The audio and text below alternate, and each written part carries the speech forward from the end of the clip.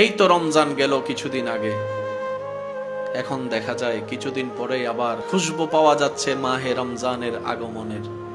রহমত, বরকত, মাগফিরাত, নাজাতের মাস মাহে রমাদান। কথা বলেন ঠিক কিনা? যারা আমি রবের প্রিয় হতে চাও তোমরাও এই নিয়ম ফলো করো। আল্লাহ কি নিয়ম? রব বলে যে আমি যেরকম সবার, তুইও সবার হয়ে যা। আমি যেরকম আপনরাও খাওয়াই, দুশমনরাও খাওয়াই। তুই আমার যদি প্রিয় বান্দা হস, তুইও তেমন কর, আপনরাও খাওয়া, দুশমনরাও খাওয়া।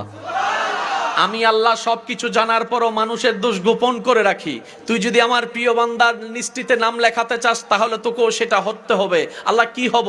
রব বলে যে বন্ধু বান্ধব, আত্মীয় স্বজন, পরিবার পরিজনের হাজার গোপন কথা জেনেও কারো গোপন কথা কাউকে বলে বেইজ্জত তুমি করিও না। আমি যেরকম দোষ গোপনকারী, তুমিও দোষ গোপনকারী হয়ে যাও, আমি রবের প্রিয় বান্দা হয়ে যেতে পারবা। সুবহানাল্লাহ। আমি রব হাজার গুনাহ দেখেও বান্দা যখন একবার মাফ চাই, আমি আল্লাহ মাফ করে দিই, মাফ করে দিই, মাফ করে দিই। বান্দা তুইও যদি আমার প্রিয় লিস্টিতে নাম লেখাতে চাস, কোনো কারণ ছাড়াই সবাইকে মাফ করতে থাক, মাফ করতে থাক, মাফ করতে থাক। যেটাকে কোরআনের ভাষায় বলা হয়েছে সিবগাতাল্লাহ, আল্লাহর রঙে রঙিন হওয়া। চিৎকার দিয়ে বলেন সুবহান। 80-90 দশকে জন্ম নেওয়া সে মানুষগুলা হয়তো বর্তমান সময়ের মতো মোটু পাতলু কার্টুনের মধ্যে নিজের জীবনটাকে উপভোগ করতে হয়তো পারেনি, কিন্তু সেই ছেলেগুলা মাটির খেলনা দিয়ে ঘর বানিয়ে,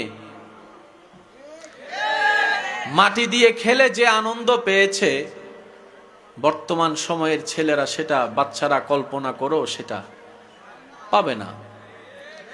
80-90 দশকের জন্ম নেওয়া সৌভাগ্যবান ব্যক্তিরা ছোট্ট ছোট্ট বিষয়ের মধ্যে মহা আনন্দ খুঁজে পেত। ছোট্টবেলায় বড়দের থেকে 1 টাকা 2 টাকা পেয়ে যে আনন্দ অনুভব হয়েছে, আজকে 1000 টাকা পকেটে থাকার পরও সেই আনন্দ খুঁজে পাওয়া যায় না। স্কুলের সামনে আইসক্রিম ওয়ালার সেই ডেগের বাড়ির আওয়াজটা, টং টং শব্দটা, 1 টাকা 2 টাকা দিয়ে নারিকেলের আইসক্রিম, দুধের আইসক্রিমের যে স্বাদ, বর্তমান 1000 টাকার আইসক্রিমের মধ্যেও সেই আনন্দ স্বাদ খুঁজে পাওয়া যাবে।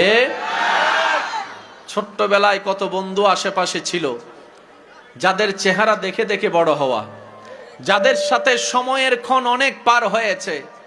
আজকে জীবনের বাস্তবতা যখন সামনে এসেছে, সংসার দুনিয়ার ভার জিম্মাদারি যখন কাঁধে এসে পড়েছে, কত বন্ধু কত দিকে চলে গিয়েছে, কারো চেহারা